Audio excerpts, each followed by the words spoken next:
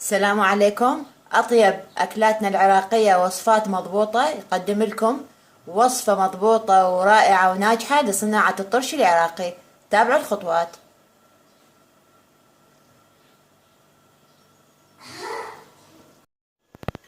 بسم الله الرحمن الرحيم بنات. هاي عندي هسه راح نبدأ بخطوات صنع الطرشي. عندي كيلو قرنابيط وكيلو لهانة. القرنابيط غليت ماي 10 كواب ماء، وحطيت 10 ملاعق ملح، 10 كواب ماء و10 ملاعق ملح. غلى المي عندي بدأ يفور، وقفت عليه يعني على الطباخ. حطيت القرنابيط دقيقتين بسرعة، رفعته حطيته بمصفي وانتظرته إلى أن ذب ماي سلق. نفس الشي اللهانة، أيضا كيلو لهانة حطيتها ب10 كواب ماء على الجدر، خليت ماء بجدر على الطباخ، 10 كواب ماء مغلي ويا 10 ملاعق ملح. غير الماي عندي فات، حطيت اللهانة، قسمتها اللهانة قسمين، القسمين سويتهن 4 أقسام، وعلى الماي الفاير خليتها دقيقتين بسرعة طلعتها، انتظرتها نشف مايها. هسه راح أجي أسوي الطرشيب. إيش أحتاج بعد؟ عندي هذا الثوم، ثوم العادي اللي نستخدمه هذا. أنا بصراحة إذا ما عندكم ثوم عجم استخدموه، بس هو من أسرار والوصفة الناجحة المجربة بالطرش العراقي هذا الثوم، هذا يسموه ثوم العجم. هو هذا اللي ينطي الطعم والنكهة للطرشي، ومتميز به الطرشي العراقي. هذا الثوم العجم، ويا للنكهة ورقة ملح. هاي ورقة الملح، هاي نضيفة، هي تجي من العطار تشتريها، شوية بيها شوائب، نظفيها من الشوائب هيك شي. هاي الشوائب هيك شيليها نظفيها، وبعدين ارجعي حطيها بالأخير لأن فوق الطرشي ويا الخل، لأن هي تعطي نكهة. أركز وأعيد وأكرر على هذه هو سر نكهة الطرشي العراقي، هذا ثوم العجم وورقة الملح، ينطي طعم كلش طيب متميز. هسه أجي هذه الشيشة زجاجية عادي، شرط تكون نظيفة ومعقمة. بنات لا تمدون ايدكم وتحطون بايدكم، يعني انصح ان تكون عندك هيجي خاشوقة نظيفة، ملقط هالشكل نظيف، لان الطرشي نحس يحب نظافة. هسه خليت قرنبيط، دا اخلي لهانة بالتناوب بهالطريقة. قرنبيط لهانة،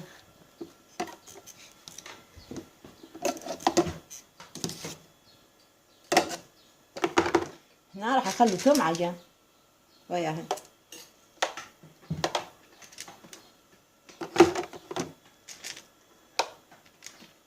وهيك يعني راح اخلي بس للطعام، يعني هذا الثوم العادي نستخدمه شرحات، تشرحيه بهالشكل الثوم.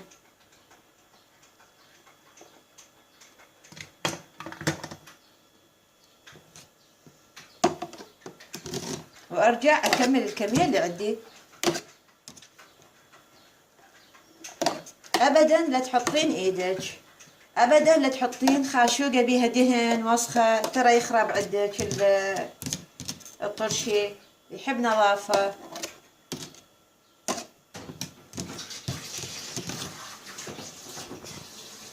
كمية عندك، حطي خل التمر، مو اي خلاخ، مو خل الابيض، خل التمر.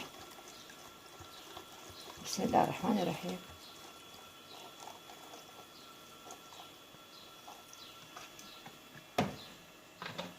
نجي نكمل الكمية اللي عندنا الباقية.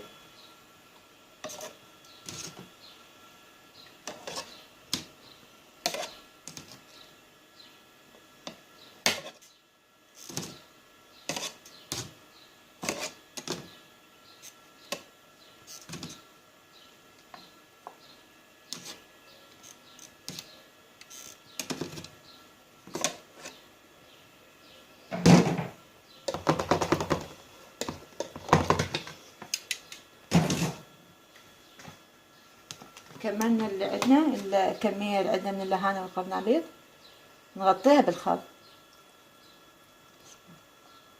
كون يغطيه.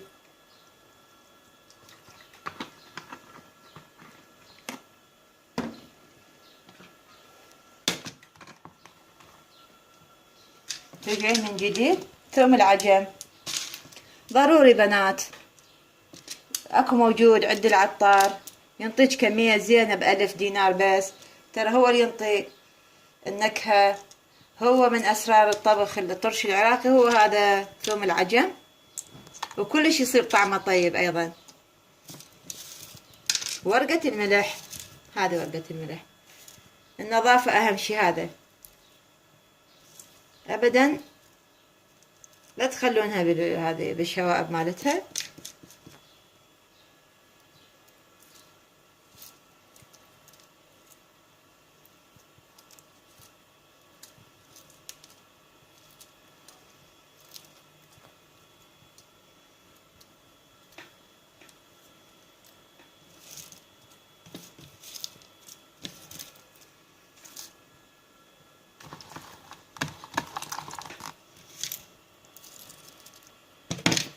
كمية عندي شوية، يعني ها كيلو بكيلو، شوية كبيرة تعتبر، حطها كلها.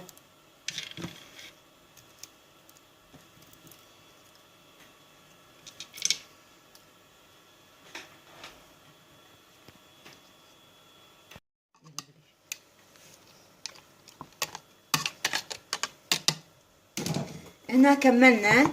ايش راح نحط؟ حطي ملعقة بهار طرشي،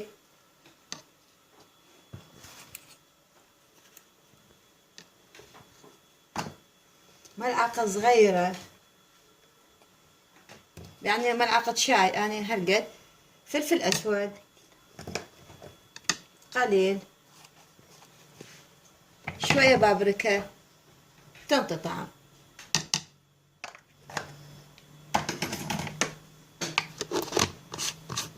من نكمل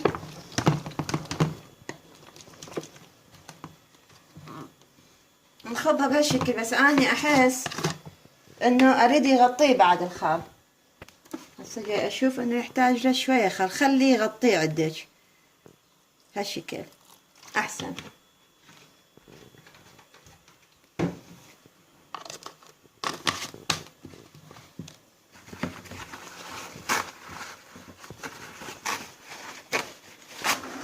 بنات كمل عندنا هسه هذا الطرشي، تاخذيه تحطيه بكاونتر 5 ايام، وانسيه 5 ايام بالكاونتر مقبغ بهالشكل هذا، بمكان نظيف، ما تمدين ايدك عليه، ما حد يمد ايده عليه، ترى يفسد يخرب، لا يضرب الهواء. بعد 5 ايام طلعيه واكليه انت وعائلتك وبالعافية. ولا تنسون اذا عجبتكم الطريقة والوصفة سووا اشتراك بقناتنا اطيب اكلاتنا العراقية، وصفات مضبوطة، سووا اشتراك وسووا اعجاب حتى نظل نتواصل وياكم ونطلع لكم اسرار وصفات ناجحة ومجربة للمطبخ العراقي. مع السلامة.